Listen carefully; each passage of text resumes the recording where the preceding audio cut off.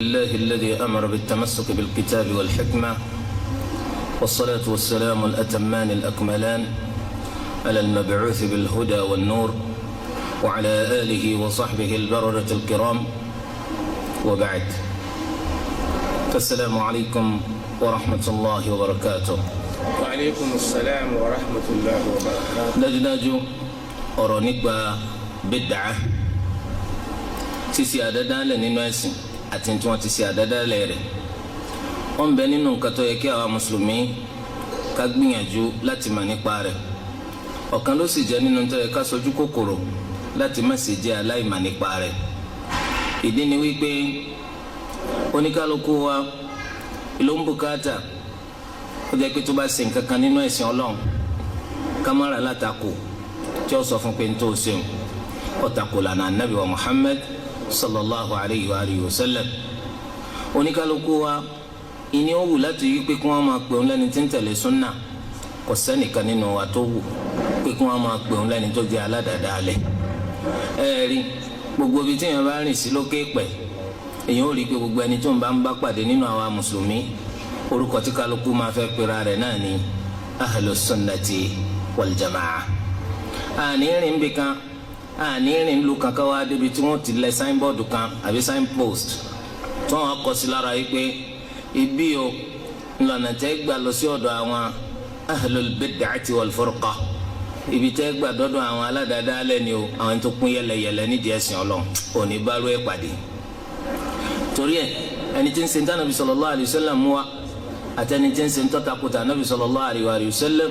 kullun yadda'i ittisalan bi Layla wa Layla la tuqirru lahum bidhaka.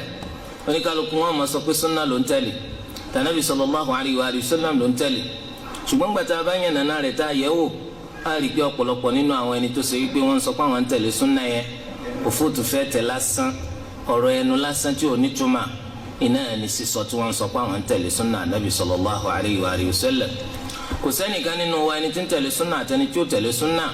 tí ó máa burú tí ń bẹ nínú àdádálẹ̀ nínú ẹ̀sìn Ọlọ́run ọba wa. kò sì sẹ́ni tí ó méwu tí ń bẹ ń bẹ pẹ̀lú, nítorí pé ẹ̀sìn wa ẹ̀sìn Islam ẹ̀sìn kan tó ti pé ni, ó ti pé pérépéré. gbogbo ohun tó bá sì ti pé kò bùkátà ká ṣàfikún, kò bùkátà ká ṣàtúnṣe àbí ká pé á ṣe adjustment àbí amendment, nítorí pé Ọlọ́run ọba wa ó ṣe ìdẹ̀ra ńlá fún wa eléyìí tí ò sí fáwọn ẹni tó síwájú wa. ó sọ nínú al-Qur'an inú suratul Ma'idah aya ẹlẹ́kẹta ó ní al-yawma akmaltu lakum dinakum wa atmamtu alaykum ni'mati wa raditu lakum al-islam diina. lónìí yóò mo ti pé ẹ̀sìn yín, mo ti pé fún yín, mo sì pé ìdẹ̀ra mi mo pé lẹ́yìn lórí, mo wá yọ́nú sí Islam ìpè kó máa jẹ́sìn fún yín. ọ̀kan nínú àwọn Yahud ó ní aya kan ó ń sọ fọ́kan nínú àwọn mùsùlùmí, ó sọ kalẹ̀ nínú al-Qur'an eléyìí tó jẹ́ tírà tọ́lọ́run fẹ́ yẹn mùsùlùmí. tó bá ṣe pé àwa lọ́lọ́run bá bá sọ̀rọ̀ rẹ̀ kalẹ̀ nínú tírà wa ni ọjọ́ tọ́lọ́run sọ̀rọ̀ àyà yẹn kalẹ̀ ńṣe là bá sọ dọ́dún. báyìí àwa mùsùlùmí lọ́lọ́run bá ṣe bẹ́ẹ̀ fún, ó ní al-yawma akmaltu lakum dinakum wa atmamtu alaykum ni'mati wa raditu lakum al-islam diina. àmọ́ kó Ànábì sallallahu alayhi wa sallam kò kúrò láyé lọ sí ar-rafiq al-a'la ṣáájú kó tó di pé Ọlọ́run bá pé ẹ̀sìn Islam fún. kò wá sí orí kan tó lè ṣe wá láǹfààní láyé bí abilọ́lá al-qiyama àfi kó jẹ́ pé Ànábì ti tọ́ka rẹ̀ fún wa. kò sì sí nǹkan kan tó lè ní wa lára àfi kó jẹ́ pé Ànábì sallallahu alayhi wa sallam ó ti ṣàlàyé rẹ̀ fún wa. ó wà nínú hadith eléyìí tí Imam al-Bukhari tó gbé jáde nínú sahihi rẹ̀ láti ọ̀dọ̀ Abu Hurairah radiyallahu anhu. ó lá Ànábì sallallahu alayhi wa sallam ó ti kọ́ wa ní báwo la ṣe máa yàgbẹ́. subhanallah, ó kọ́ wa ní báwo la ṣe máa yàgbẹ́. eléyìí túmọ̀ sí pé ẹni tó kọ́ wa báwo la ṣe máa yàgbẹ́ tí wọ́n á fi nǹkan mí sílẹ̀ láì jẹ́ kó ti ṣàlàyé rẹ̀ fún wa. gbogbo wa náà iná la sì mọ eléyìí báyìí, a sì máa yí pé gbogbo ẹni tó máa ń ṣàdádálẹ̀ nínú ẹ̀sìn Islam yìí báyìí tí ń sọ pé àdádálẹ̀ tó ń ṣe àdádálẹ̀ tó dáa ni, dájúdájú eléyìí ti fi ọ̀nà kan àbọ̀nà míì pé Ànábì sallallahu alayhi wa sallam ló ní jàmbá. ajá yìí pé Ànábì kò gbé ẹ̀sìn nù, ìwọ lọ wá fẹ́ pé àlàyé tó yẹ k'Ànábì ó ṣe kò sí pé ìwọ lọ fẹ́ wá pé àlàyé yẹn nù. ní ló sì jẹ́ yìí pé ó burú pípọ̀ nígbà tó lọ́wọ́ bá ti sọ yìí pé òun ti pé ẹ̀sìn òun sì pé ìdẹ̀rọ̀ òun lé wa lórí, òun á yọ́nú sí Islam kó máa jẹ́sìn fún wa. ìmọ̀sí oníkálukú wa ní pé ọpọlọ wa lásán kò tó láti fi mẹ̀sìn Ọlọ́run bá wa, nítorí pé ọpọlọ máa pé jura wọn lọ àgbọ́yé sì máa jìnnà jura wọn lọ. ọpọlọ ta wá láti síwájú títa ní ọ̀bọ̀ sẹ́yìn ṣé wọ́n lè gbà kí wọ́n pé kọ́pọlọ tí ọkọ tẹ̀lé tẹlomi kò sẹ́ni tí ó gbà bẹ́ẹ̀ nínú wa. ẹni tó gbọ́ jù nínú wa kò ní gbà pé ẹnìkan gbọ́n tóun á ń bọ̀sibọ́sí ẹni tó gbọ́n jù nínú wa. ìdí nu tó fi jẹ́ pé ẹnìta máa wò tá a fi máa ma kí lọ́wọ́ bá ń fẹ́ èwo ló ṣe déédéé pẹ̀lú ta Nabi sallallahu alayhi wa sallam èwo ló takò òun náà ní ká mà nípa kí ni tọ́lọ̀ fi rán Ànábì àti pé kí ni ẹ̀sìn eléyìí tí Ànábì sallallahu alayhi wa sallam tó mú wa fún gbogbo àgbáńlá yìí. ṣáájú kótó di pa máa wá sọ̀rọ̀ nípa tí wọ́n ń pè ní albid'a a ní láti máa kí ni jẹ́ bid'a àdádálẹ̀ nítorí pé alḥukmu ala shay'in far'un an tasawwurihi gbogbo ń tá a bá fẹ́ ṣèdájọ́ lé lórí à ń bùkátà ká kọ́kọ́ yàn nàna kí ni jẹ́ nǹkan náà nígbà tá a bá máa tán ìdájọ́ tá a máa sọ nípa rẹ̀ yóò máa yí ẹni tí ń gbọ́rọ̀ yékéyéké. nígbà tí a lọ wo alukur'an alápọ̀nlé a rí i pé alukur'an gbólóhùn albid'a kò wá nínú alukur'an ṣùgbọ́n àwọn gbólóhùn kan wà tó sì pé látara àpilẹ̀ tí gbólóhùn bid'a ti wá iná làwọn náà ti wá irú rẹ̀ ó wá nínú alukur'an gẹ́gẹ́ bí Ọlọ́hun bá ti ṣe sọ nínú suratul ahqaf ayé ẹlẹ́kẹsàn Ọlọ́hun bá ní qul ma kuntu bid'an min ar-rusul Ọlọ́hun ní rẹ̀ anabi Muhammad sallallahu alayhi wa sallam sọ fún àwọn kèfèrí Mẹ́kà àwọn ẹni tó ń takò tó ń sọ pé báwo lọ́nà bá sì lè ṣẹ̀ṣà rẹ̀ láàrin gbogbo wa pé kó máa já nàbí òun bó o ní tiẹ̀ ti ṣe jẹ́ títà àwọn ọ̀jẹ́ sọ fún wọn pé mi ọ̀jẹ́ ẹni àkọ́kọ́ tírú rẹ̀ ò ti síwájú rí nínú àwọn àránṣẹ́ Ọlọ́run kìí ṣèmi làkọ́kọ́ àránṣẹ́ dábàá pé kò sí ròmí rí nínú àwọn ẹni tọ́lọ́run bá ti rán ṣáájú pé kí wọ́n máa já àránṣẹ́ òun nítorí pé bídà lédè Lárúbáwá òun náà ni nǹkan tí wọ́n ṣe ala ghayri mithalin sabiq ma uhditha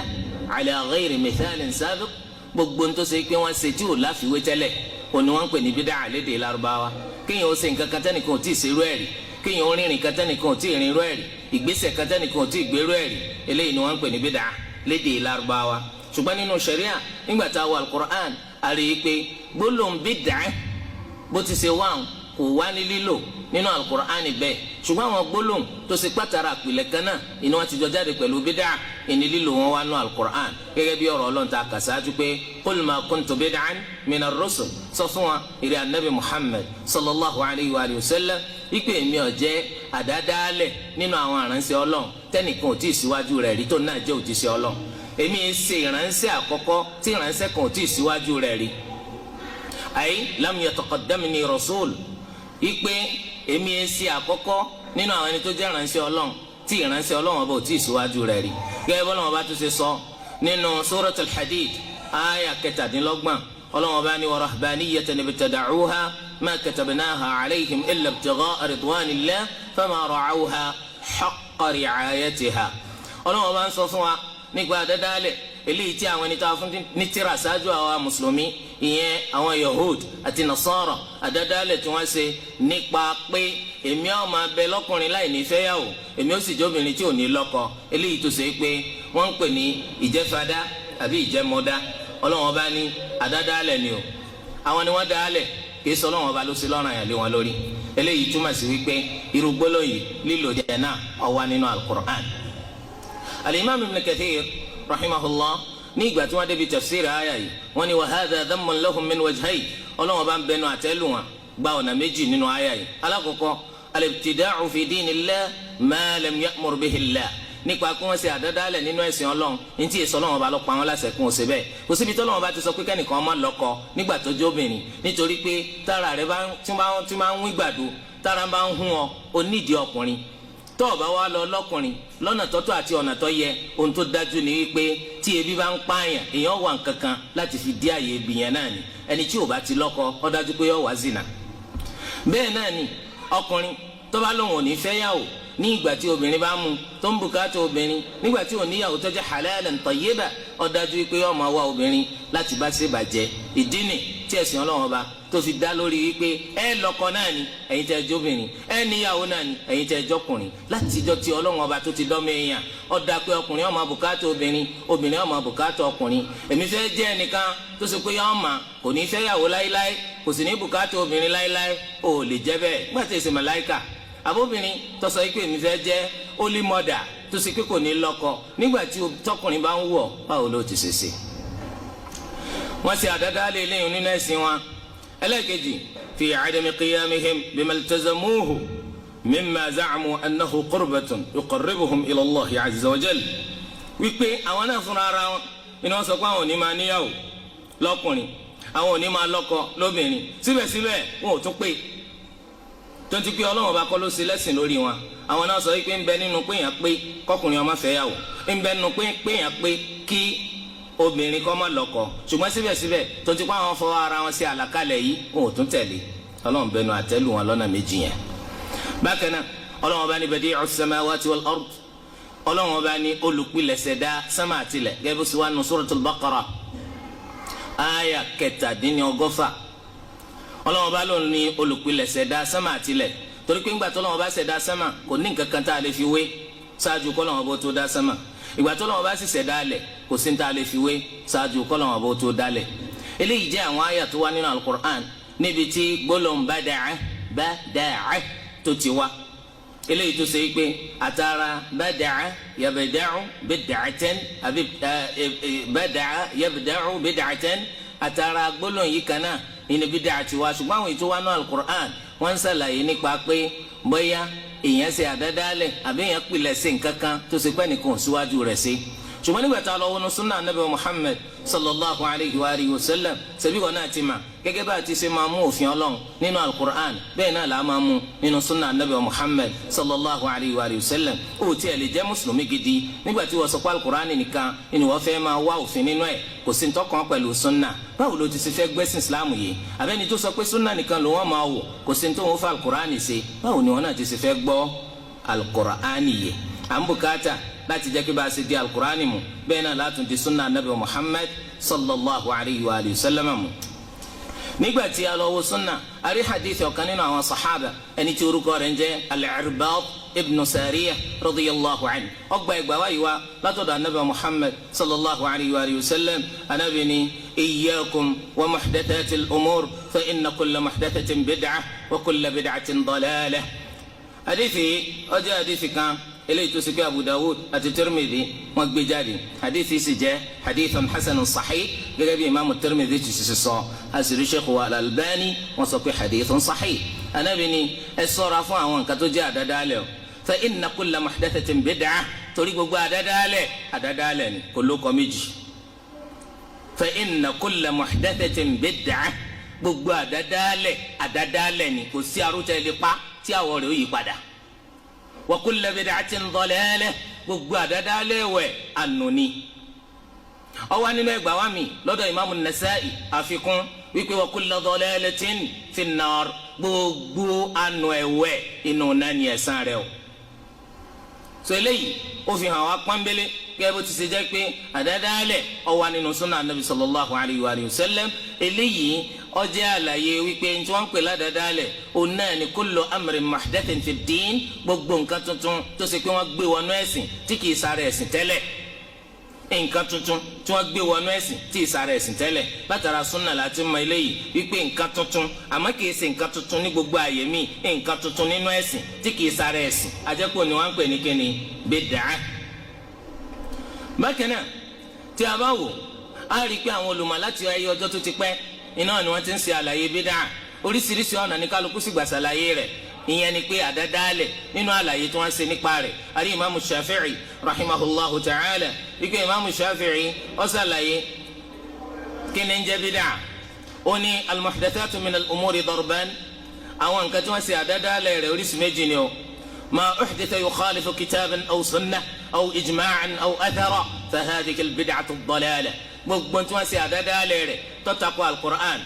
tàbó tako sunna anabi sallallahu alayhi wa sallam tàbó tako ntí ẹnu àwọn olùmọ̀ ìsìlámù kò lè lórí àbó tako nǹkan kan tó wá látọ̀dọ̀ àwọn sàhábà, eléyìí ni wọ́n ń pè ní al-bid'atu ad-dalalah, àdádálẹ̀ tó jẹ́ àánú. báyìí ni imaamu Shafi'i sọ. eléyìí tí wọ́n ń pè ní àdádálẹ̀ tó jẹ́ àánú ẹni tó ṣe tó tako al-Qur'an ó ṣe ó tako sunna ó ṣe ó tako al-ijma' ohun tí ẹnu àwọn olùmọ̀ ìsìlámù kò lè lórí, ó ṣe ó tún tako atharan ohun tó wá látọ̀dọ̀ àwọn sàhábà nabi Muhammad sallallahu alayhi wa sallam. eléyìí ni wọ́n ń pè ní al-bid'atu ad-dalalah, àdádálẹ̀ tó jánu. al-imam ibn Hazm rahimahullah nínú tírà rẹ̀ ihkam al-ahkam ó ní wal-bid'atu kullu ma qila aw fu'ila مما ليس له أصل مما نسب إليه صلى الله عليه وآله وسلم وهو في الدين كل ما لم يأتي في القرآن ولا عن رسول الله صلى الله عليه وآله وسلم أني بقبونك تيا باسي àbí èèyàn bá sọ lọ́rọ̀ èèyàn wá fi tì sọ́dọ̀ anabi sallallahu alayhi wa sallam nígbà tá a wádìí nínú tá anabi ṣe àbá ń bẹ̀ nígbà tá a wádìí nínú tá anabi sọ àbá ń bẹ̀ kí ni wọ́n ń pè àdádálẹ̀. nínú ẹ̀sìn ọlọ́nkọ́ ó ní gbogbo níta bá ti ṣe tó tako alukur'an tó sì tako sunna anabi sallallahu alayhi wa sallam ó ní wọ́n ń pè ní bid'a. alimami nawawi rahimahullah àwọn náà ń ṣe àlàyé ohun tí wọ́n ń pè ní bid'a fún wa ó ní albid'atu fi shar'i هي إحداث ما لم يكن في عهد رسول الله صلى الله عليه وآله وسلم سيسي عددا لنتيوسي لا يا النبي صلى الله عليه وسلم ونوانكني بدعة. الإمام ابن تيمية رحمه الله إن البدعة ما لم يشرعه الله من الدين gbogbo nǹkan tó lọ́wọ́ bá tí o ṣe lófin nínú ẹ̀sìn rẹ̀ òní wọ́n ń pè ní bid'ah. فكل من دان بشيء لم يشرعه الله فذلك بدعة وإن كان متأولا فيه. gbogbo ẹnikẹ́ni tó bá ń fi nǹkan kan ṣẹ̀sìn ní ní tó ṣe pọ́ lọ́wọ́ bá ò ṣe lófin eléyìí ni wọ́n ń pè ní àdádálẹ̀. kódà kó ṣe pé ìtumọ̀ kan ìtumọ̀ ń tọ́ wá ẹni òyì ọ́ ẹni wọ́n tú lọ sọ́nà mi tá a sì ṣèwádìí nǹkan tá a rí pọ́ lọ́wọ́ bá ò ṣe lófin bídà ni wọ́n máa pè. torí ẹ̀ Ibn Taymiyyah ó tún sọ nínú Majmu' al-Fatawa ó ní al-bid'atu ma khalafat al-kitab wa as-sunnah aw ijma' salaf al-ummah min al-i'tiqadat wal-ibadat. wọ́n ní tí wọ́n ń pè ní àdádálẹ̀ òun náà ní gbogbo tó bá tako al-Qur'an tó tako sunna anabi sallallahu alayhi wa sallam tó sì tó tako ti ẹnu àwọn aṣíwájú wa rere nínú ẹ̀sìn Islam tó kò lé lórí. bóyá nǹkan yẹn ní í ṣe pẹ̀lú ìgbàgbọ́ ni o àbó ní í ṣe pẹ̀lú ìjọsìn. yẹn ni pé bídà ó lè wọnú tawhid ó lè wọnú mu'taqadat àwọn tó ní í ṣe pẹ̀lú gbàgbọ́ ó sì lè wọnú al-ibadat àwọn tó ní í ṣe pẹ̀lú sísẹ̀sìn fọlọ́. ṣùgbọ́n lẹ́yìn ìgbà tí a gbé ọ̀rọ̀ àwọn olùmọ̀yẹ̀wò tá a gbé wò níwá tá a gbé wò lẹ́yìn a rí i pé gbogbo àwọn àlàyé tó ń ṣe yìí dáa ṣùgbọ́n àlàyé tí ó pé tó sì kún ju gbogbo ẹ̀ lọ ó wá lọ́dọ̀ al-imam ash-Shatibi rahimahullahu ta'ala. abu ishaq ash-Shatibi al-alim al-fadh nínú tírà àwọn al-i'tisam àlàyé tí àwọn sì nípa bid'ah nípa kíníjẹ́ bid'ah òun làlàyé tó kún jù. wọ́n ní tariqatun fi ad-din mukhtara'ah tudahi ash-shar'iyyah yuqsadu bis-suluki 'alayha al-mubalaghatu fi at-ta'abbudi lillahi ta'ala. wọ́n ní ojú ọ̀nà kan ni o tí a ṣe àdádálẹ̀ rẹ̀ nínú ẹ̀sìn. ojú ọ̀nà kan ni àdádálẹ̀ eléyìí tó ṣe pé a ṣe àdádálẹ̀ rẹ̀ nínú ẹ̀sìn kò sínú ẹ̀sìn tẹ́lẹ̀ ìwọ lọ màmá gbé wọnú ẹ̀ tudahi ash-shar'iyyah àwọn fi ń wé ojú ọ̀nà tí òfin mú wá pèsè tèmi náà ṣe yóò dáa ńgbà tí ẹ sọ pé tí Kùránì mú wá nìyẹn tí súnà mú wá nìyẹn sẹ́yìn náà dáa. mo rò pé yé wa ó dàbí ẹni tó dáadáa lẹ̀ kan lẹ̀ ni gbogbo àwọn olùmọ̀ wa takò wọ́n ní àdáadáa lẹ̀ lélẹ́yìn nínú ẹ̀sìn Ọlọ́run. ọ̀nà bàbá wa ní ọ̀nà mélòó lẹ pín òfin ṣẹ̀ríà sí wọ́n lọ́nà márùn-ún ni ó ní ẹ̀dá akọ rẹ̀ ká máa gbọ́ sẹ́yìn mọ̀ pé ńgbà mi ẹni tó fẹ́ takò yẹn ó lè gbọ́n jù yẹn lọ àmì yẹn lè nímọ̀ jù lọ ọgbọ́n lòun wá ń tà ó ní ọ̀nà mélòó lẹ pín òfin ṣẹ̀ríà sí wọ́n lọ́nà márùn-ún ni ó ní ẹ máa wí ká máa gbọ́ ó lè má mọ̀ o ọ wá ní ẹ máa wí ká máa gbọ́ wọ́n wá ní al-wajib al-mustahab al-mubah al-haram al-makruh wọ́n ní Lárúbáwá nù ẹ túmọ̀ rẹ̀ kí n gbọ́ Yorùbá sọ̀ngbà tó ń gbọ́n jù wọn lọ wọ́n ní al-wajib bó lẹ́ túmọ̀ rẹ̀ wọ́n lọ́ra yẹn al-mustahab wọ́n ní ntàwọn afa nífẹ̀ẹ́ sí al-mubah èyí tó dọ́gba tọ́tọ́ bọ̀fẹ́ òsè bọ̀fẹ́ ọmọ sí haram èèwọ̀ makruh ntà kórìíra ó ní ẹtú padà sẹ́yìn bó lẹ́ túmọ̀ mustahab wọ́n ní ntàwọn afa nífẹ̀ẹ́ sí ó ní kí wọ́n á lè mú wọn láàfà èmi nífẹ̀ẹ́ sí lẹ́yìn subhanallah. so nítorí di eléyìí bó ṣe rí àdáda lẹ́wọ̀n bó ṣe rí gbé wọnú lọ́dọ̀ wọn ńgbà tó ṣe pé àwọn ọ̀mà torí di eléyìí ọ̀nà kan tí wọ́n ṣe àdádálẹ̀ rẹ̀ ni wọ́n kì í bọ́nú ẹ̀sìn kì í sára ẹ̀sìn wọ́n wá fi jọ ìtẹ̀sìn mu wa torí ẹ̀ náà ló túmọ̀ sí pé ìyẹn gbọ́dọ̀ kọ́kọ́ kéwú náà kọ́ yanjú kó tó máa ṣàfà ṣé mustahabu ìtumọ̀ rẹ̀ ní táwọn àfà fẹ́ àfà ò gan kì í ṣe táwọn àfà fẹ́ nù torí ẹ̀ mustahabu ìtumọ̀ rẹ̀ ní mandub ntọ́jẹ́ sunna tí èso ọ̀ràn àyàn tọ́tọ̀dọ̀ anabi sallallahu alaihi wasallam wa àbínú alukur'ani gan la ti rí torí njẹ́ à ń pè mandub ó lè jẹ́ alukur'ani ló mu wa ó lè jẹ́ hadith anabi sallallahu alaihi wasallam ló mu wa tí wọ́n ń pè ní mustahabu nu òun wa ní ẹ̀yin wa túmọ̀ rẹ̀ pé ní táwọn afa fẹ́ onísàlàyé màkàn lónìí ṣé bá afa lò. tọ́ yuqsadu bis-suluki 'alayha al-mubalaghatu fi at-ta'abbudi lillahi ta'ala èròǹgbà àwọn ẹni tó wá sí àdádálẹ̀ tí wọ́n ti bọ́nú ẹ̀sìn yẹn ò ní pé téèyàn bá fi lè tọ ojú ọ̀nà yìí báyìí èyàn ó di ẹni tí ń sin lọ́n ju gbogbo ẹni tí ò ṣe lọ. ní táwọn aládàádálẹ̀ máa gbà lérò nù ẹ̀rí pé ẹni tí ń sàdádálẹ̀ níjọ́ ọmọ wẹ̀ ẹ́ ojú kan náà lẹ́yìn síwájú sí i tá a ti lọ tá a ti fi yín lẹ̀ subhanallah eléyìí alimami Shatibi ó ní àlàyé bídà ni lọ́dọ̀ ẹni torí pé bídà kò lè wọnú nǹkan míì tó yàtọ̀ sẹ́sìn àlàyé bídà ni lọ́dọ̀ gbogbo olùmọ̀ torí pé bídà inú ẹ̀sìn nìkan ni máa wọ̀ kí wọnú nǹkan míì ó ní ó ń bẹ nínú àwọn olùmọ̀ àwọn ẹni tí wọ́n ń wò pé bídà gẹ́gẹ́ bó ti ṣe máa ń wọnú ẹ̀sìn ó tún máa ń wọnú àwọn àṣì wa tí kì í ṣẹ̀sìn eléyìí tá à ń pè ní al-aada ike bídà ṣe máa ń wọnú ẹ̀sìn ó tún máa ń wọnú ṣe wa àlàyé tiwọn ò ní pé tariqatun fi ad-din mukhtara'a tudahi ash-shar'iyya yuqsadu bis-suluki 'alayha ma yuqsadu bit-tariqati ash-shar'iyya. àwọn sọ pé ojú ọ̀nà kan ni eléyìí tó ṣe pé wọ́n ṣe àdádálẹ̀ rẹ̀ nínú ẹ̀sìn Ọlọ́run kìí sára ẹ̀sìn Ọlọ́run àmọ́ wọ́n fi jọ ti ẹ̀sìn Ọlọ́run èròǹgbà tiwọn náà ní pé níta máa tara ojú ọ̀nà tọ́lọ́run rí níta máa tara ojú ọ̀nà Ànábì sallallahu alaihi wasallam rí a lè tara rẹ̀ náà rí tó ń ti pé nǹkan yẹn ó lè jẹ́sìn ó sì lè má jẹ́sìn. eléyìí jẹ́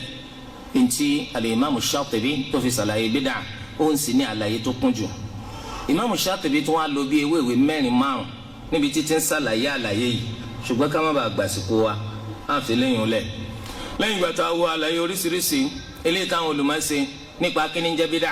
a rí i pé nǹkan kan bíi márùn ó ń bẹ nínú àlàyé tí kálukú ṣe eléyìí tó yẹ ká dì mọ́ nípa àdádálẹ̀. alákọ̀ọ́kọ́ annal bid'ata amrun muhdath ìpè tí wọ́n ń pè ládàádálẹ̀ nǹkan tó ṣe é pé kò sínú ẹ̀sìn ni àwa la dálẹ̀ ni mukhalifan lil kitabi was sunnah ó tako al-Qur'an ó sì tako sunna anabi sallallahu alayhi wa sallam wa hadiyi salafil ummati salih ó sì tako ìmọ̀nà àwọn aṣíwájú wa rere nítorí wọn pè ń bídíà nínú ntaari inú àlàyé wọn nù pé gbogbo nta pè ládàádálẹ̀ yóò jẹ́ nǹkan tuntun ó tako Qur'an àti sunna ó sì tako lànà àwọn aṣíwájú wa rere.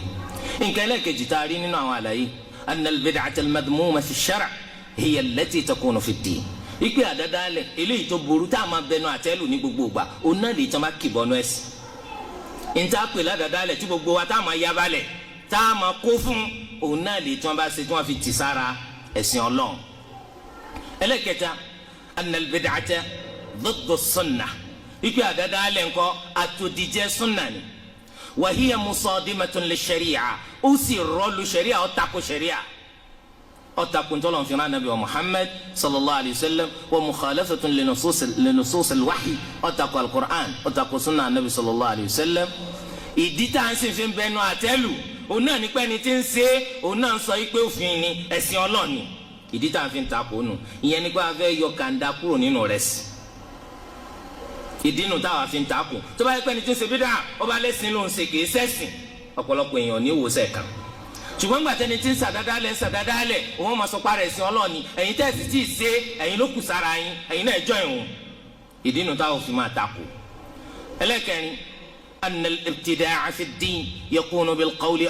أو العمل أو الاعتقاد وفي الأفعال والتروك wọ́n àdádálẹ̀ ó lè wáyé gbọ́ ọ̀rọ̀ ẹnu lè já àdádálẹ̀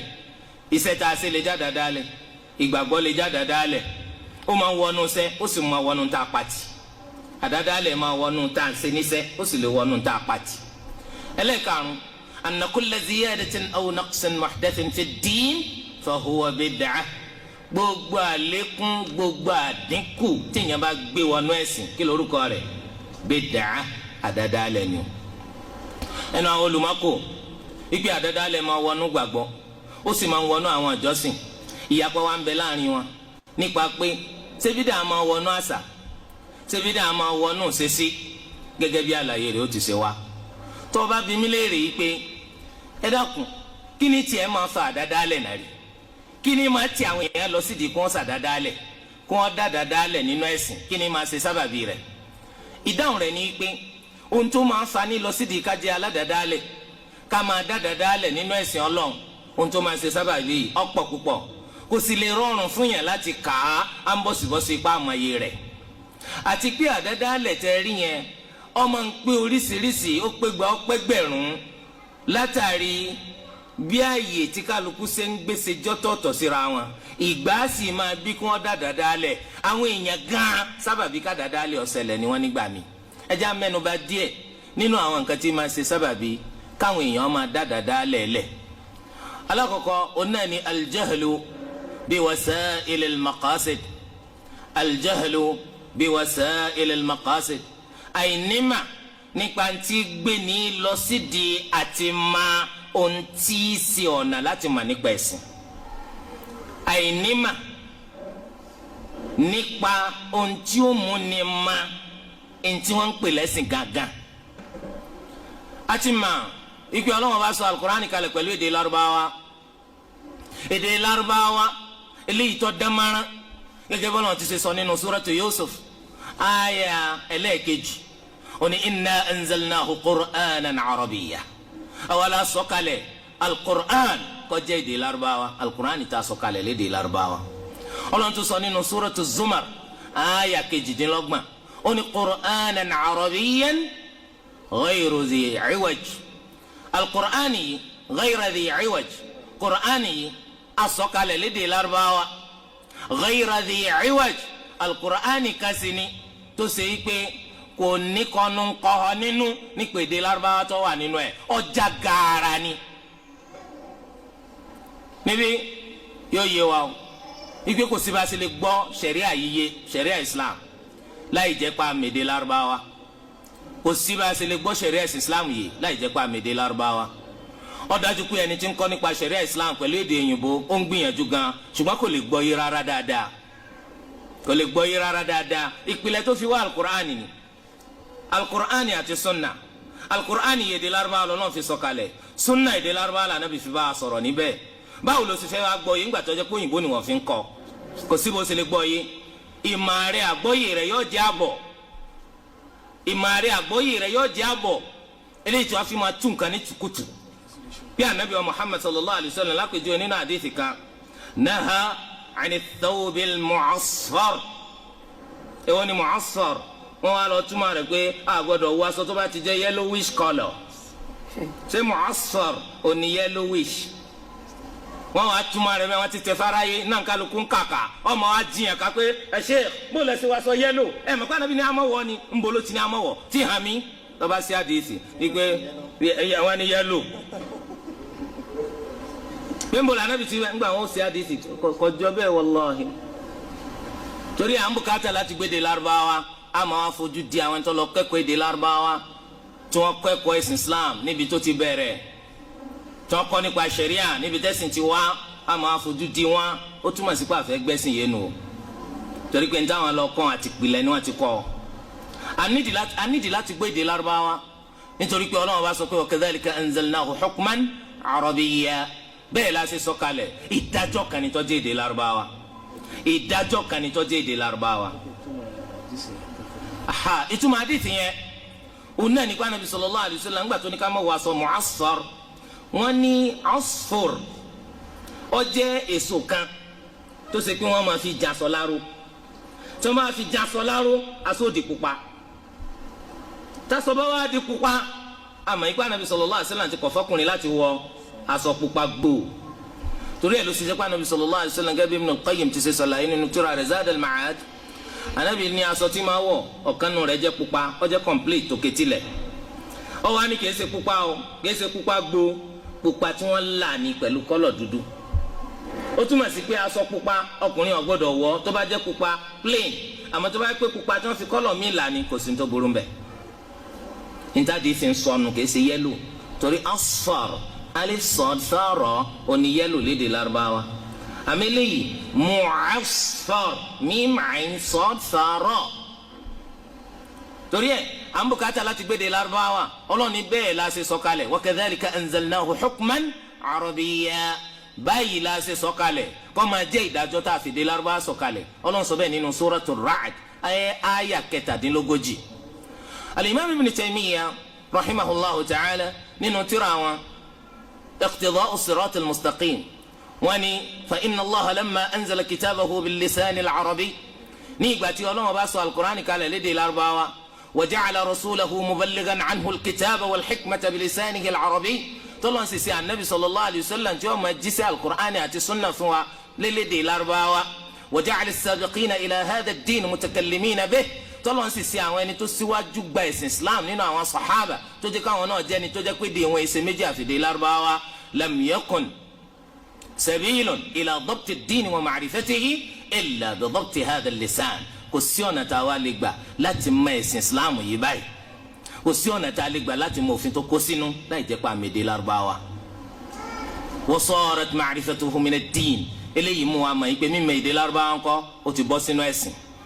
mímọ̀ èdè lárúbáwá kì í ṣe kó ọmọ kan sọ pé alhamdulillah alhamdulillah wọ́n bọ́ sí èdè lárúbáwá alhamdulillah kayfa al-hal alhamdulillah kayfa al-awlad alhamdulillah qulta satatini bil-amsi wa lam ta'ti alhamdulillah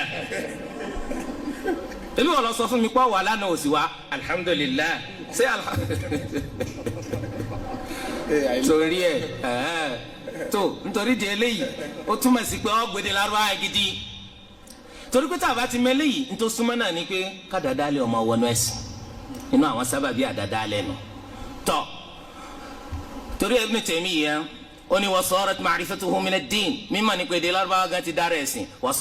wasara i'tiyadu al-kalam bihi ashala ala ahli ad-din fi ma'rifati dinillah wọ́n ní ká máa sọ èdè lárúbáwá gbogbo ìgbà fáwọn ẹni tó bá gbọ́ yóò mú kí àti gbọ́ ẹ̀sìn islam yìí kó rọrùn fún wọn púpọ̀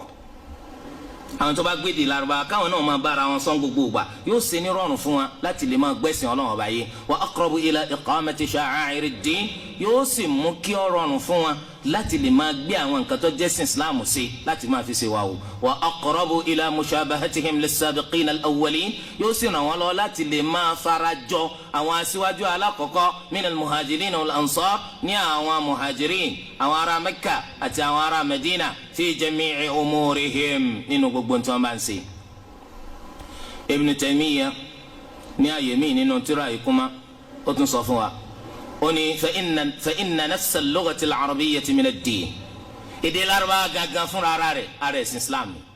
ومعرفتها فرض واجب كثما نقول إذا الأربعة أرايا توجت لاسنو فإن فهم الكتاب والسنة فرض أما كتاب القرآن أتى السنة يرايني ولا يفهم إلا بفهم اللغة العربية أسلك بالقرآن أسلك بالسنة أفك لك بدي الأربعة وما لا يتم الواجب إلا به فهو واجب ajẹ́ pé ntí a lè rí ọ̀ràn yẹn sí láì jẹ́ pé a mọ̀ nípa rẹ̀ ajẹ́ pé ká mọ̀ nípa rẹ̀ ńkọ́ ọ̀ràn yẹn ni ká gbọ́ alukurani àti sunna yìí a sì lè gbọ́ alukurani àti sunna yìí àfi ká gbọ́ èdè Lárúbáwá yìí ajẹ́ pé ká gbọ́ èdè Lárúbáwá yìí ọ̀ràn yẹn ni. a rí i pé ọ̀pọ̀lọpọ̀ láwùjọ wa lónìí nínú àwọn ẹni tó ṣe é pé à ń gbọ́rọ̀ ẹ̀sìn Islam lẹ́nu wọn ọ̀pọ̀lọpọ̀ nínú wọn gbédè Lárúbáwá wọ́n lè túmọ̀ gbogbo tírà ṣùgbọ́n wọn gbédè Lárúbáwá báwo ni wọ́n ṣe wá lè túmọ̀ gbogbo tírà tí wọ́n gbédè Lárúbáwá torí pé ńgbà táwọn náà kọ́ kí lọ́dọ̀ àwọn àfa ń túmọ̀ rẹ̀ fún wa ni àwọn àfa àtọ́kọ́ wọn gan ọ̀gbọ́ Lárúbáwá àmọ́ wọ́n mọ̀ túmọ̀ tírà torí bá àfa àti wọn ṣe kọ́ wọn ní túmọ̀ làwọn náà mọ̀ làwọn náà kọ́ máa kí ó ó náà há sórí níbi kásẹ̀tì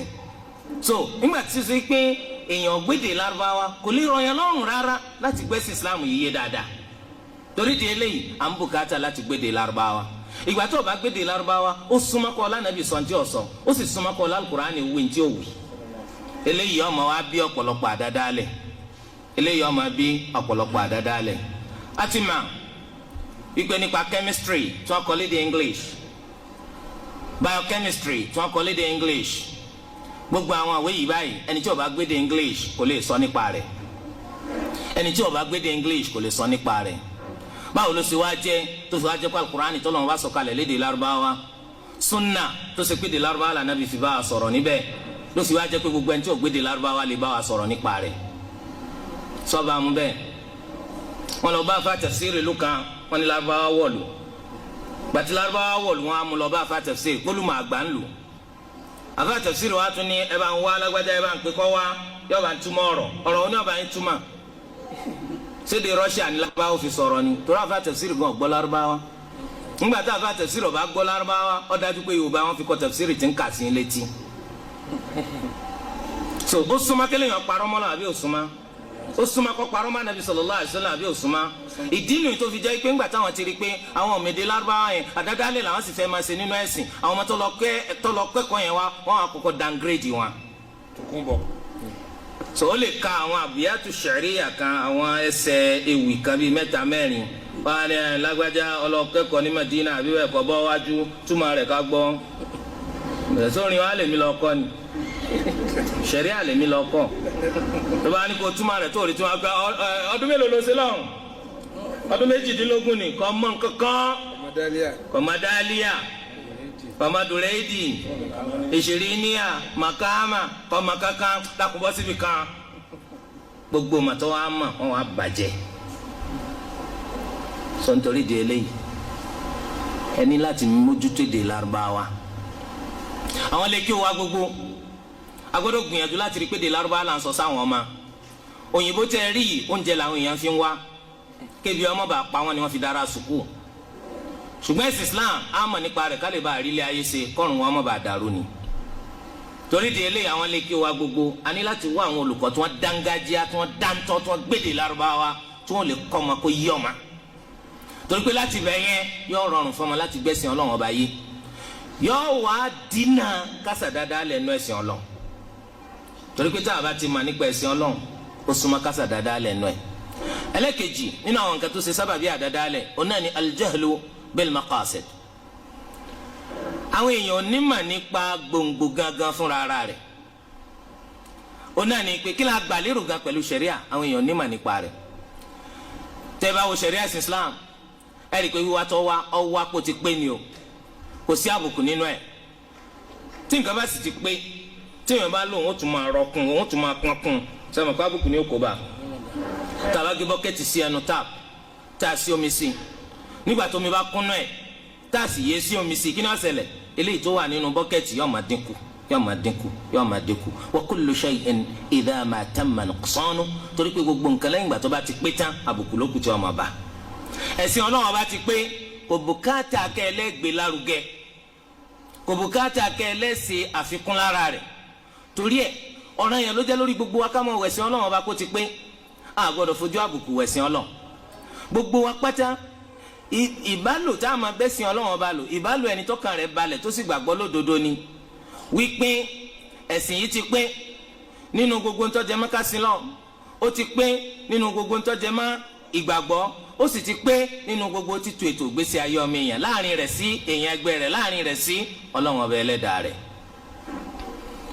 ọ̀ràn yẹn ló sì jẹ́ lórí wa pa àgbọ́dọ̀ kúrò lórí eléyìí bíi tí wulẹ̀ ó kéré mà ọ̀pọ̀lọpọ̀ nínú àwọn aládàádáalẹ̀ àwọn ọmọ eléyìí o àwọn ọgbà ìpè ẹ̀sìn Ọlọ́run ọba ti pé o wọ́n ní alukurani ntọ́sọ kò ṣe kò rí bẹ́ẹ̀ wọ́n ní sunna anabi sallallahu alaihi wasallam ntọ́lẹ́sìn Ọlọ́run ọba ti pé wọ́n ní kò rí bẹ́ẹ̀ nígbà tí wọ́n wá sọ fún wọn yìí pé alukurani sọ pé ẹ̀sìn ti pé anabi sallallahu alaihi wasallam ó sì ń bí àwọn èèyàn léèrè ní ájì ìdágbére ní àràfà wípé ǹjẹ́ mo sọ nǹkan báyìí mo wí báyìí mo wí báyìí mo wí báyìí yóò bí àwọn èèyàn léèrè pé ǹjẹ́ wàá jẹ́rìí sí àwọn èèyàn làwọn jẹ́rìí sí anabi ó sì sọ pé Allahumma fashhad ìwọ Ọlọ́run ọba jẹ́rìí sí. ẹ máa ń pa anabi ló kúrọ́ nù nígbà tí wọ́n sọ fọ́kàn nínú wọn bẹ́ẹ̀ wọ́n sọ fún aládàádáalẹ̀ wípé ẹ̀ ń pa anabi ló kúrọ́ ó ní nahnu lam nukadhib ala rasulillah wa innama kadhabna lahu wọn là parọ́ mọ́ anabi à ń bá anabi kúrọ́ ni la ilaha illallah pé a parọ́ mọ́ o ṣùgbọ́n arọ́ tá à ń pa à ń fi gbé anabi sallallahu alayhi wa sallam torí pé a rí i pé tá a bá tún fi eléyìí kún tí wọ́n lọ sọ tá a bá fi kún tí wọ́n lọ ṣe tí ò sì ṣe ẹ̀sìn ó tún ní lọ síwájú á fi gbé lárugẹ a'udhu billah torí ẹ̀ lọ́kàn nínú wọn ṣe sọ wípé idha kana al-kalamu hasanan lam ara fihi ba'san aj'al lahu isnadan ila rasulillahi sallallahu alayhi wa sallam. onítòun bá ti rí tẹ́nìkan sọ̀rọ̀ kan tọrọ yìí sì da jọjọ tó ń rí pé burú ń bì kankan òun wọ ọ̀nà kan lọ má anabi sallallahu alayhi wa sallam lẹ́sẹ̀ pa anabi lọ sọ. a'udhu billah. sẹ́yìn mọ̀ pé ẹni tí ó bá mọ kí ni ń jẹ́ anabi ta ni ń jẹ́ anabi ọ̀rọ̀ ọ̀rùn fún láti máa parọ́ mọ́ anabi sallallahu alayhi wa sallam. ẹlẹ́kejì nípa àmàtáàní nípa ntí ṣe al-maqasid kí ni agbàlérò gan pẹ̀lú sharia islam òun náà ní ká ní àmàdájú eléyìí tó ṣe pé iyèméjì ò lè wọ́ bẹ̀ wípé alukur'ani aya rẹ̀ kò lè takora wọn aya kan náà alukur'ani kò lè takò aya mi àwọn àdìsí anabi sallallahu alayhi wa sallam tí wọ́n fẹ́ sẹ́rin lẹ̀ ọ̀kan ọ̀takò kan tẹ́ ẹ bá wà alukur'ani fúnra ara rẹ̀ ẹ̀rí pa aya kan ọ̀takò aya kan tẹ́ ẹ bá sì wo súnà anabi sallallahu alayhi wa sallam ẹ̀rí pa àdìsí kan tó fẹ́ sẹ́rin lẹ̀ kọ̀takò àdìsí mi tó fẹ́ sẹ́rin lẹ̀ ọlọ́wọ́n bó ṣe léyìí fáwọn míì àyàfà àwọn mùsùlùmí. afala yatadabbaruna al-Qur'an walau kana min 'indi ghayri Allahi lawajadu fihi ikhtilafan kathira. ìsì tẹ̀sí làákà ìsì al-Qur'an ẹ yẹ̀ wò ìpèníjà ńlá lélẹ́yìí ẹ yẹ̀ al-Qur'an wò tó bá sì gbọ́dọ̀ ẹlòmíì tó yàtọ̀ sí Allah ló ti wá ni ẹ bá rí àtakò tí ó pọ̀ nù ẹ̀. bẹ́ẹ̀ náà làwọn àdìsí anabi Muhammad sallallahu alayhi wa sallam àwọn ètò fẹsẹ̀ rìn lẹ̀ ẹ̀ ní rí i pé wọ́n takora wọn ìdẹ̀ra ńlá lélẹ́yìí tó lọ́n ṣe fún wa àwa mùsùlùmí. bákan náà tẹ́ bá wá wo alukur'ani àti sunna ẹ̀ ní rí i pé wọ́n tún takora wọn ẹ̀ ní rí sunna anabi sallallahu alayhi wa sallam kó takò alukur'ani. an bọ́sibọ́sí pé nìkan wá sọ pé níta bá ti rí inú alukur'ani àwọn ò lè fi ṣiṣẹ́ kò bá wà nù ẹgbẹ̀rún hadith rárá o. ala inni utitul qur'ana wa mithlahu ma'a. bẹ́ẹ̀ bó ṣe wà nù hadith etí imaamu ahmed gbé jáde àtàwọn míì ẹ tẹ́tí ẹ gbọ́ ọlọ́wọ́n bá fún mi ní alukur'an ó sì tún fún mi nírú alukur'an pẹ̀lú alukur'an kí nírú alukur'an tó lọ́n fún anabi sallallahu alayhi wa sallam òun náà ní sunna. pẹ̀lú eléyìí àmọ́ pé sharia islam ó ti pé lára alukur'an ó pé sára sunna ọ̀kan nínú wọn ò sì takora wọn. ọlọ́wọ́n bá sì ti fún wa rò nípa eléyìí al-yawma akmaltu lakum dinakum wa atmamtu alaykum ni'mati wa raditu lakum al-islam diina. nígbà tí wọ́n bá ti rántí eléyìí ní gbogbo ìgbà aládàádáalẹ̀ kan ò lè ráyè wọlé sí ọ lára. ẹ̀sìn islam ti pé àbùkátà gbogbo àfikún kan. àìkòsí takora wọn àti rí nínú ọ̀rọ̀ Ọlọ́run tó ní afala yatadabbaruna al-Qur'an walau kana min 'indi ghayri Allah lawajadu fihi ikhtilafan kathira ní àyà 82 nínú suratu nisa. sábàbí kẹta nínú tí máa jẹ́ kún sí àdádálẹ̀ òun náà ni al-jahlu bis-sunan an-nabawiyya àìmọ̀ nípa àwọn ojú ọ̀nà tánàbí là kalẹ̀ pé ká gbàsẹ̀sìn àìnímà nípa àwọn ojú ọ̀nà tánàbí ti là kalẹ̀ pé ká ṣẹ̀sìn nítorí gbogbo ẹni tí ò bá ti mà nípa àwọn ojú ọ̀nà tánàbí là kalẹ̀ ó súnmọ́ pé yóò sọnù náà ni gbogbo ẹni tó bá sì ti sọnù yóò ṣàdádálẹ̀ náà ni ẹni tí ò bá ti mà àlàkalẹ̀ anabi sallallahu alayhi wa sallam nípa bá ṣe ṣẹ̀sìn ó súnmọ́ pé yóò sọnù gbogbo ẹni tó bá ti nù ńkọ́ yóò ṣe àdádálẹ̀ náà ni. sábàbí kẹrin tarkul amali bis sunnah àìkò máa fi àdìsí anabi sallallahu alayhi wa sallam ṣe wàhù kéèyàn pa àdìsí anabi tì kọ́ máa fi ṣe wàhù. ẹ rí i pé ọ̀pọ̀lọpọ̀ aládàádálẹ̀ tó bá há àdìsí mẹ́ta ẹ rí i pé gbogbo mẹ́tẹ̀ẹ̀ta kò ní fẹsẹ̀ rinlẹ̀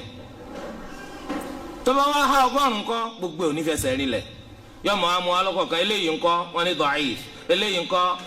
da'if yẹn ní pọ́lẹ̀ eléyìí ńkọ́ wọ́n ní mawdu' irọ́ rẹ̀ wọ́n pa má nàbì gbogbo àdìsí tèmi ni ọ̀dà bẹ́ẹ̀ ni gbogbo àdìsí tẹ̀yìn á sórí ọ̀dà nítorí pé àwọn kọ̀ láti fi súnà ṣiṣẹ́ àwọn súnà tó gbé bídíà wọn tó jẹ́ bídíà tó jẹ́ pé àwọn súnà tó lẹ àwọn àdìsí tó lẹ ni làwọn há sórí torí gbogbo ẹni tó bá ti fi súnà sílẹ̀ tí ó kọ́ nípa àdìsí ànábì ishtaghala bil bid'ah ó dájú pé yóò fi bídíà yóò fi ṣiṣẹ́ nítorí pé ẹni tó bá kọ̀ láti gbálẹ̀ mọ́sálásí yóò gbálẹ̀ ọjà ẹni tí ó bá ti di súnà mú kí ni ó di mú yóò di bídíà mú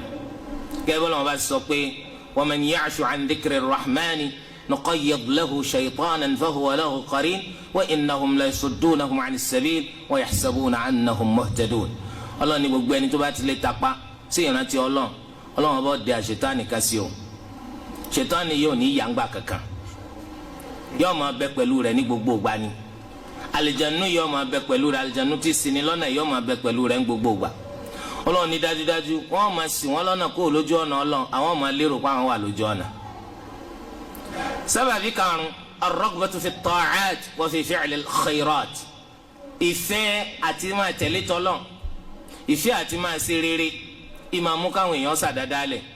èyí tó pọ̀jù nínú àdádálẹ̀ ntòbí òun náà lélẹ́yìí ìfẹ́ pé mi fẹ́ kí dáadáa tèmi ọ̀pọ̀ mo ń fẹ́ kí dáadáa mi ọ̀pọ̀ mo ń fẹ́ kí dáadáa mi ọ̀pọ̀ eléyìí tí máa mú wọn yan náfìlà araka mẹ́wàá sí àdójúkọ alkebla mẹ́wàá sí ẹ̀yìn alkebla mẹ́wàá sí ọ̀tún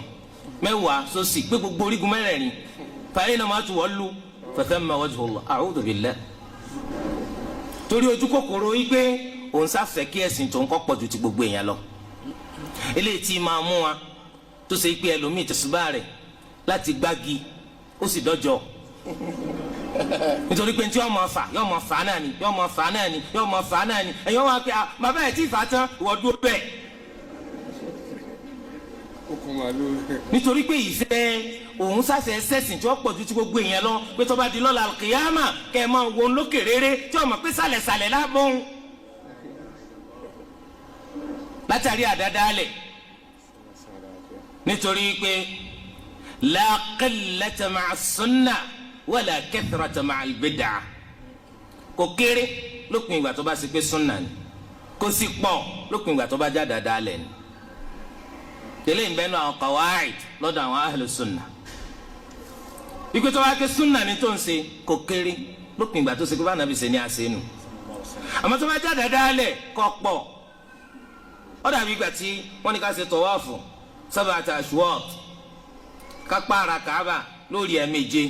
tọ̀wáàfù kanu ìwá ní òrì àádọ́rin ló ṣe ẹyọ kanu ó ń fi àjẹrà rẹ lórí irọ́ ó dàbí ẹni tó mú ìrìn láti Sọ̀fà lọ sí Marwa wọ́n ní láti Sọ̀fà lọ sí Marwa ìpa ara kanu pípadà wá ìpa ara kejì lílọ ìpa ara kẹta òun á ní alọ́ àbọ̀lẹ́yọ̀ kan lọ́dọ̀ tòun ìyọ́ jẹ́ ọ torí tó bá fi àjẹrà rẹ kò tó sí ládàá ìfẹ́ àti fẹ́ sẹ́sìn eléyìí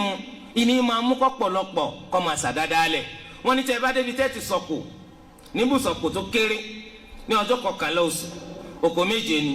ibùsọ̀kò taarin òkò méje ni ibùsọ̀kò ńlá òkò méje ni òun á kó àádọ́rin lọ́wọ́ ó ní òun ó fi ojú wọn rí ìmà àwọn ṣayatin yìí ó rò pé ṣètánì ni torí di eléyìí jẹba o ìfẹ́ àti fẹ́ sẹ́sìn ìfẹ́ àti fẹ́ pọ̀ lórí òun ló máa mú kí ọ̀pọ̀lọpọ̀ kó ṣe àdádálẹ̀ tó báwo ló ṣe wá fẹ́ sẹ̀sìn sóríire látàrí pọ́kànpọ̀ lásán nígbà tó o bá nímọ̀ nípa ẹ̀sìn Ọlọ́run torí nígbà tó o bá ti nímọ̀ nípa ẹ̀sìn Ọlọ́run gbogbo tó o máa ṣe yẹn o máa já sí àṣedànù Ọlọ́run dákun má ṣe ṣẹ́ tiwa láṣedànù. ẹlẹ́kẹfà nínú sábàbí tó bí àdádálẹ̀ òun náà ni ète tí àwọn ọ̀tẹ̀ ẹ̀sìn Islam ń dá sẹ́sìn Islam àti irú ète tí wọ́n ń dá sáwọn mùsùlùmí ó wù àwọn ọ̀tẹ̀ ẹ̀sìn Islam láti dojú ẹ̀sìn Islam bolẹ̀ ọ̀nà tí wọ́n sì rò pé àwọn lè gbà láti rí eléyìí ṣe oná lọ́nà àdádálẹ̀ àní rójútu ẹ̀sìn wa mọ́ gbàtẹ́mi sọ pé súnà lélẹ́yìn ẹnìkan tún gbé mi dé òun náà ní súnà náà ni ẹni tí wọ́n mọ̀ ọ́ àmọ́ pé ẹ dákun tó rọ́lọ́ yẹn afáyẹ kọ́kọ́ lọ jókòó kẹ́ẹ̀jú kọ́rọ̀ yẹn ọjọ́ra wọn náà kẹ́ẹ̀tù wa máa bá wa sọ̀rọ̀ subhanallah pẹ̀lú bẹ́ẹ̀ ẹlòmíràn pé ń ṣe Islam mọ́ torí ọ̀rọ̀ àwọn afáàgùn òyìnbá wọn so eléyìí ó jẹ́ sábàbí kan nínú àwọn sábàbí tó bí bídà bákan náà sábàbí keje wíwá ilé ayé wíwá pò eléyìí mú kí ọ̀pọ̀lọpọ̀ wọn kó máa yí ayé alukurani kó máa yí padà ọ̀rọ̀ Ọlọ́run ó sì yí padà ó rí i pé àwọn èèyàn wà ń kalẹ̀ àwọn kan wọ sáfúlẹ́ẹ̀tì yọ wá ní Ọlọ́run dákọ̀ ẹ̀yin tẹ́ wọ sáfúlẹ́ẹ̀tì ó ní wọ́n sọ́ọ̀fẹ́ sọ́fà ṣe sáfúlẹ́ẹ̀tì wa nù torí owó tó fẹ́ gbà lọ́dọ̀ yín wọ́n sì máa yí ọ̀rọ̀ Ọlọ́run ọba padà orí ẹnìkan kalẹ̀ wọ́n lálàájì kó kà ló ń jẹ́ ọ wá fẹ́ gbowó lọ́wọ́ rẹ̀ Ọlọ́run sọ pé ọ̀tọ̀rọ̀ kó kakọ̀ ìmà ẹ̀rọ alájì kó kà ń jókòó àbí ẹ̀rọ alájì kó kà ń jókòó àbí ń dúró bídà so eléyìí máa ń bí ọ̀pọ̀lọpọ̀ ta'wil wọ́n máa yí ọ̀rọ̀ Ọlọ́run ọba padà nítorí pé wọ́n ń wá pò nítorí pé wọ́n ń wá ayé ọ̀pọ̀lọpọ̀ ní àwọn àdìsí Ànábì sallallahu alayhi wa sallam tó fẹsẹ̀ rinlẹ̀ tí wọ́n bá kà á fún wa pé takò ń tẹ̀sẹ̀ yìí yóò ní kàdísì náà kí n gbọ́ tó bá kà yóò ní da'if ọ̀lẹ̀ bóòlù sílẹ̀ ìmọ̀ nbẹ́ nu Bukhari àti Muslim yóò ní àní da'if nítorí kí bídíà tiẹ̀ kó lè bá aráyè jókòó ọ̀pọ̀lọpọ̀ ń tọ́jú ìwọ̀ wọ́n lè pè lẹ́tọ̀ nítorí pé àwọn ọba tí wọ́n ń bẹ pẹ̀lú wọn ò ní fẹ́ dánú bí wọn, àwọn olówó tí wọ́n bá rìn wọn ò ní fẹ́ bá wọn lọ́kàn jẹ́. ọ̀pọ̀lọpọ̀ nǹkan tó jẹ́ halal wọ́n pè ní haram, ọ̀pọ̀lọpọ̀ tó jẹ́ haram wọ́n pè ní halal. pẹ̀lú báyìí ọ̀pọ̀lọpọ̀ àdádálẹ̀ ó wá ṣẹlẹ̀. tẹ́ ẹ bá rántí èyí tí wọ́n fi dán Imaamu Ahmadu bídà yìí pé ẹ̀dọ́ Ọlọ́run lálùkùránì ṣe báwọn ẹni tí wọ́n wá pò lọ́dọ̀ àwọn lọ́ba lọ́dàálẹ̀, àwọn dàálẹ̀ wọn á ní kí wọ́n máa dán gbogbo àfáwò. kí lẹ́yìn náà fẹ́ sọ ń pa alùkùránì táwọn bá ti lọ́rọ̀ Ọlọ́run ni kìí ṣẹ̀dọ̀ Ọlọ́run ó sì mú wọn tìmọ́lé kí ẹ bá ṣe mú Imaamu Ahmad rahimahullah àti àwọn míì. bákan náà nínú àwọn nǹkan tó ń fa àdádálẹ̀ òun náà ní kéèyàn máa wò pé ọpọlọ tó ń ti superior ju ti gbogbo ara yìí lọ, torí ẹ̀ òun lè fọpọlọ gbé kalẹ̀ tẹ̀bí èèyàn lànàbì náà òun náà gbé yìí kalẹ̀ pé ẹ máa ṣe. ẹ dákun gbogbo ọpọlọ láyé ṣẹ̀ríà ò sọ wípé ká pọ̀ ọpọlọ tì, kò sì sọ pé ká fi há para, ṣùgbọ́n tí ṣẹ̀ríà ń sọ ni pé ọpọlọ lẹ́gbẹ̀ẹ́ ṣẹ̀ríà ó dà gẹ́gẹ́ bí ojú sí màálẹ̀ ni. ojú ò lè dá ríran àyàfi kí màálẹ̀ ọ wà. bẹ́ẹ̀ náà lọ́pọlọ kò lè dá ntọ́lọ̀ ń fẹ́, kò lè dá ntọ́lọ̀ ọba ọ̀fẹ́ láì jẹ́ pé fi ṣẹ̀ríà sọ́nà, láì jẹ́ pé fi ṣẹ̀ríà ríran. lódodo tójú ò bá fọ́ ẹsẹ̀ ò ní ṣìnà, ṣùgbọ́n pẹ̀lú májẹ̀mú kí màálẹ̀ ọ wà. nítorí pé láì fọ́ ojú tí ó bá sí màálẹ̀ ẹsẹ̀ ó ṣìnà dáadáa, nínú yàrá rẹ̀ gan ẹsẹ̀ ó ṣìnà. torí ẹ̀ tẹ́lẹ̀ yìí bá ti yé wa a jẹ́ wípé ṣẹ̀ríà pẹ̀lú ọpọlọ ó dà gẹ́gẹ́ bí ojú ni àti màálẹ̀. làákàì ọpọlọ ń bùkátà ṣẹ̀ríà láti máa kí l'Ọlọ́run fẹ́ kí l'Ọlọ́run ọ̀fẹ́. ọpọlọ nìkan ò lè dá máa kí l'Ọlọ́run fẹ́ kí l'Ọlọ́run ọ̀fẹ́. ráwọn falasifa àwọn Aflatun àwọn Aristo àwọn Socrates nígbà tí wọ́n gbìyànjú láti mọ Ọlọ́run pẹ̀lú làákàì wọn tí ò sí wáhàyí tí wọ́n fi ń ríran gbogbo wọn padà mọ Ọlọ́run. ṣùgbọ́n ẹni tí wọ́n máa ń fi ntọ́lọ́run sọ̀kalẹ̀ tí fi ń ríran sunna anabi sallallahu alayhi wa sallam tí fi ń ríran irú wọn lọ́pọlọ wọn máa wúlò.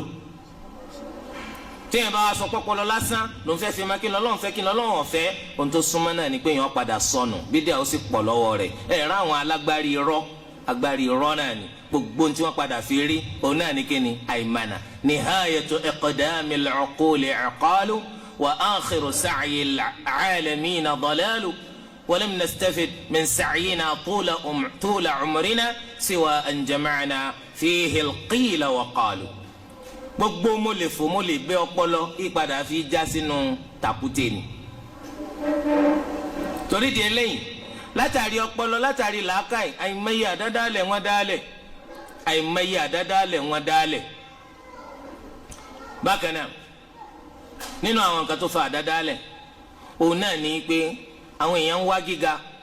wọn ò sì fẹ́ kíkò táwọn ti wà ń bẹ ọ̀bọ máa wọn lọ́wọ́. wọ́n ń wá káwọn ga ẹni tí ò tí ì ga fẹ́ ga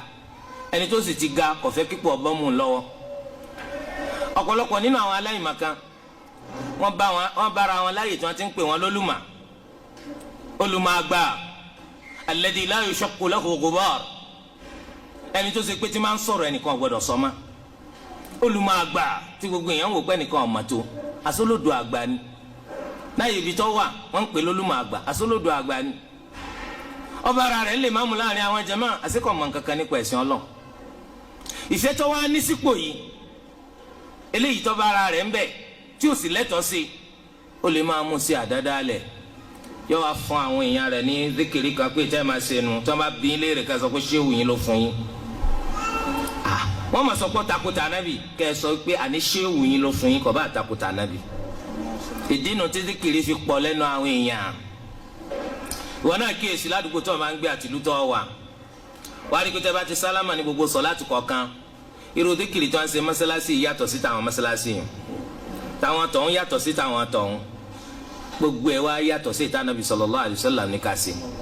ètí rí ètí jẹ́ ó ní ìmáàmù wa ló fi léyìí lélẹ̀ mọ́sálásí wa kọ́ máa ní ìmáàmù pé ìmáàmù tiwa ọ̀nà tiẹ̀ nu tọ̀ríkọ̀ ìmáàmù tiwa nu tọ̀ríkọ̀tù rọ̀súlù wa ń kọ́ tànàbì sallallahu alaihi wasallam kọ́ ni àti ìmáàmù aláwọ̀ sí torí pé wọ́n lẹ́ni tí ó bá nílé ìmáàmù láyé kò ní nílé ìmáàmù lọ́rùn ẹgbọ́n nǹkan bẹ́ẹ̀ so bẹ́ẹ̀ lẹ́rìí tí bídíà yẹn pọ̀ àwọn kan tiẹ̀ wà tó sì pé ìtọ́wọ́ alátọ̀dọ̀ anabi sallallahu alayhi wa sallam náà ni wọ́n ń ṣe ṣùgbọ́n náà tí wọ́n gbé gbà ó tún takòtà anabi sallallahu alayhi wa sallam torí pé anabi ní jaba ti sálámù anabi tó bá ti sálámù sọ astaghfirullah astaghfirullah astaghfirullah allahumma anta salam wa minka salam tabarakta ya dhal jalali wal ikram ó ń bẹnu tí anabi máa wí àwọn wa máa wí papọ̀ wọ́n máa wí papọ̀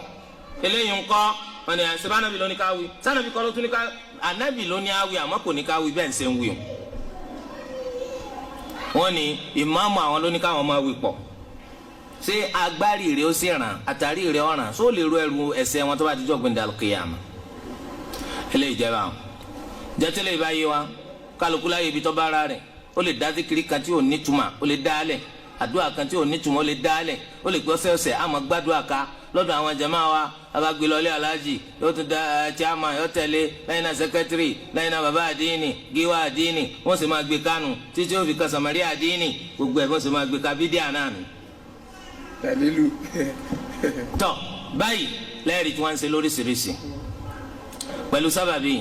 ọ̀pọ̀lọpọ̀ bídíà ló ṣẹlẹ̀ tó ṣe pé èèyàn ò lè kà téèyàn ò sì lè mọ iye nǹka wọn. bákan náà nínú tó tún bí àdádálẹ̀ yìí tó burú gan òun náà ní títẹ̀lé fẹ́ẹ́nu ìfẹ́ ẹnu títẹ̀lé ó bí àdádálẹ̀ ojú pọ̀nà táwọn èèyàn fi ń tẹ̀lé ìfẹ́ ẹnu ọ̀pọ̀ nínú rẹ̀ òun náà ni ìta báwọn bàbá wa lórí rẹ̀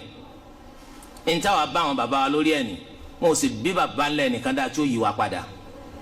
eléyìí ó mú kí àdádálẹ̀ ọ̀pọ̀ ẹ̀rí tí wọ́n bá sọ fún wa wípé tẹ́ ń ṣe ìtakò ẹ̀sìn Ọlọ́run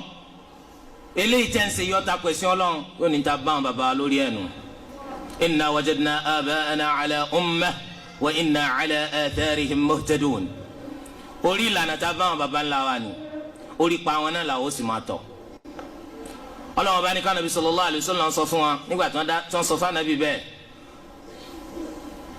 qala awalaw ji'tukum bi ahda mimma wajadtum alayhi aba'akum ọlọ́wọ́n lánàbí sallallahu alaihi wasallam dá wọn lóhùn pé tó bá ṣe pé tí mo mú wá fún yín òun lójú ọ̀nà mà yàtọ̀ sí ní tẹ́ báwọn baba yín lórí rẹ̀ ńkọ́ ẹ rí i pé eléyìí bí àdádálẹ̀ tó pọ̀ mọ́sálásí wọn kọjú sí alqibla ọlọ́run amẹ́nìkadé ọlọ́run fẹ́ fi sàánú àwọn jama ó níbi tẹ́ ń kọjú yìí kìí sí alqibla ẹja kọjú sí alqibla wọn níbi tí àwọn baba ńlá wa ṣe sọ láti tí wọ́n kú sínú ẹnìkan tí ó wá yí padà àfi kí pèsè lójú tiwa la hawla wala quwwata illa yóò wá fi tiẹ̀ kú bá gbogbo jama wọn máa ṣàṣì dànù bẹ́ẹ̀ni ọ̀pọ̀lọpọ̀ nínú àdádálẹ̀ wọ́n sọ yìí pé àyàfi tó bá jẹ́ kó máa lè ní ọ́ ni lọ́ sọ pé ká pa nǹkan yìí tì torí bàbá wa ló ní ká máa ṣe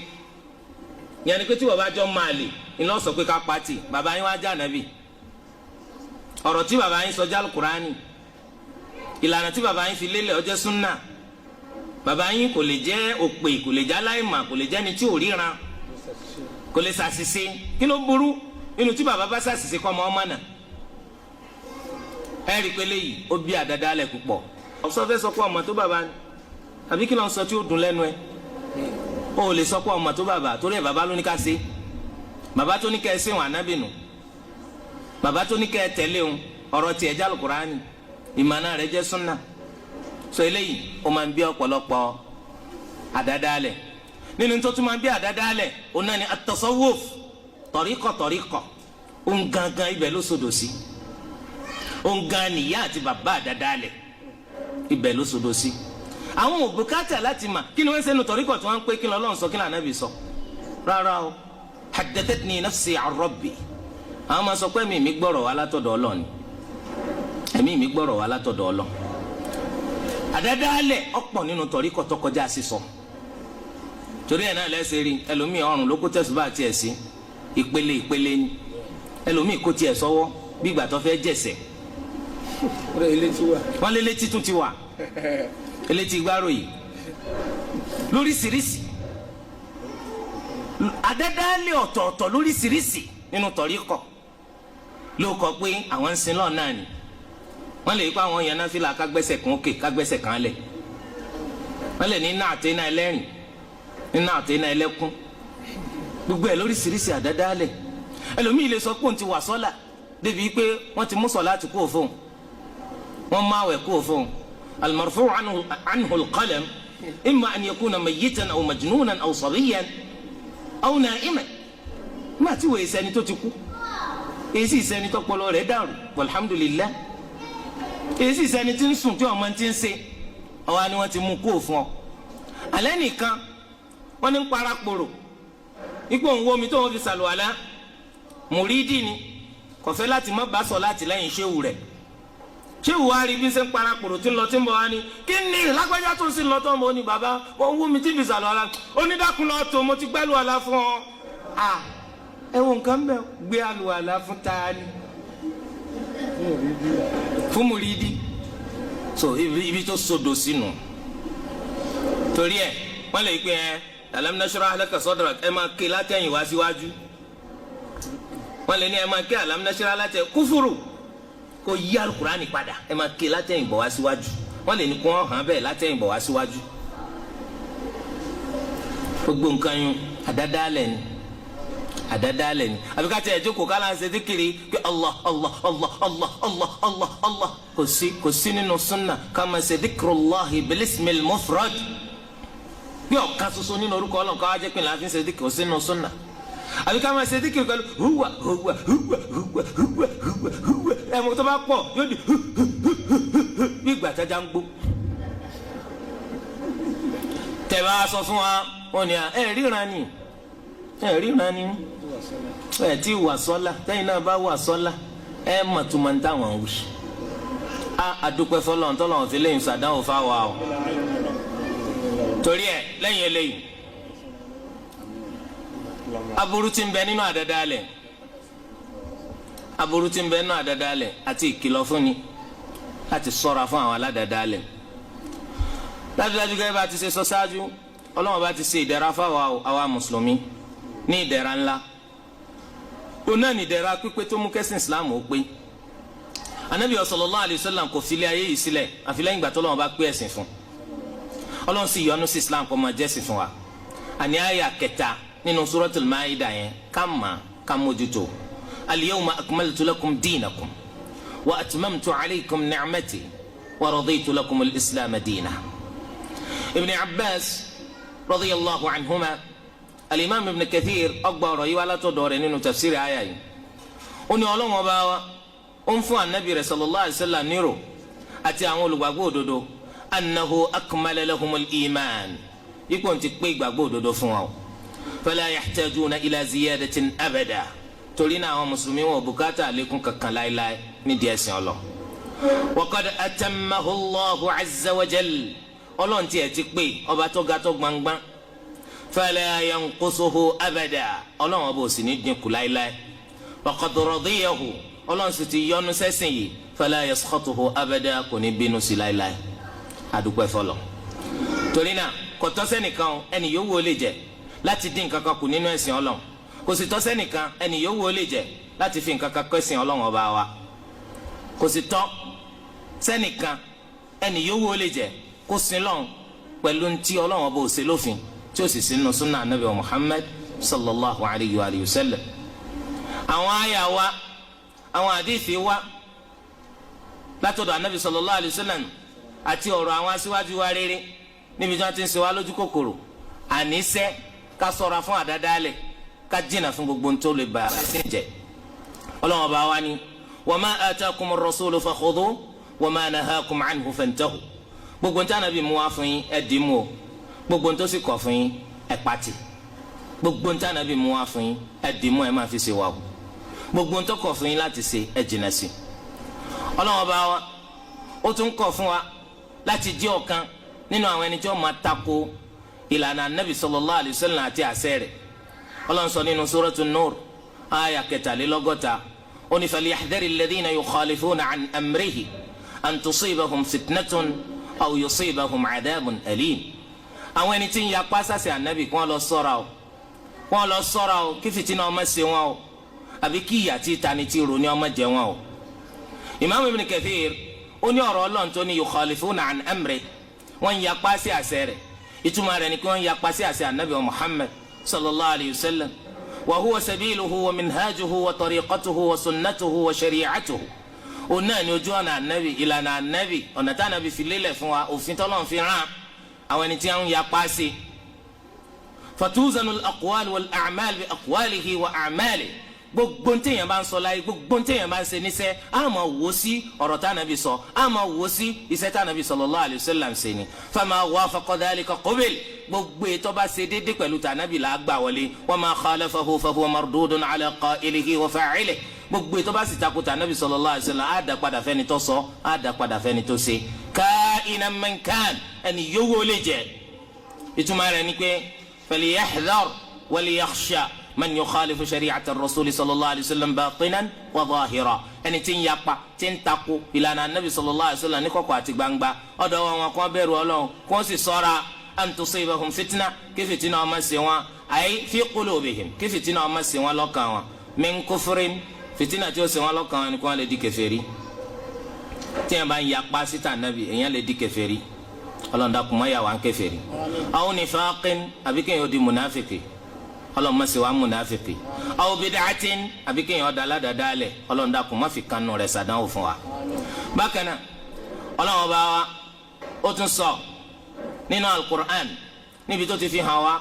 wípé sunna òun náà lójú ọ̀nà tó lágara Ọlọ́run ní wa anna hadha sirati mustaqiman fattabi'u eléyìí ní ojú ọ̀nà èmi Ọlọ́run bá tó lágara oníkẹ́ máa tẹ̀lé o wala tattabi'u subula ẹ má máa tọ̀ àwọn ojú ọ̀nà yẹlẹyẹlẹ tó takùtọ̀ Ọlọ́run فتفرق بكم عن سبيله كان وجونا يوم بين جنة وجونا الله ذلكم وصاكم به لعلكم تتقون إليني أصوتي الله ما باتوتي صفين تلي أسير نيلي كالبا جاني توما بيرو الله سورة الأنعام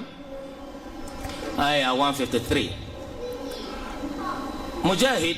ابن جبر أني السبل أو جونا طلع نكامتو أو أنني البدع والشبهات أو أدادالي أتاوا سجو bákan ibn abbas ó túmọ̀ ọ̀rọ̀ ọlọ́run tó ní yawma tabyaddu wujuhun wa taswaddu wujuh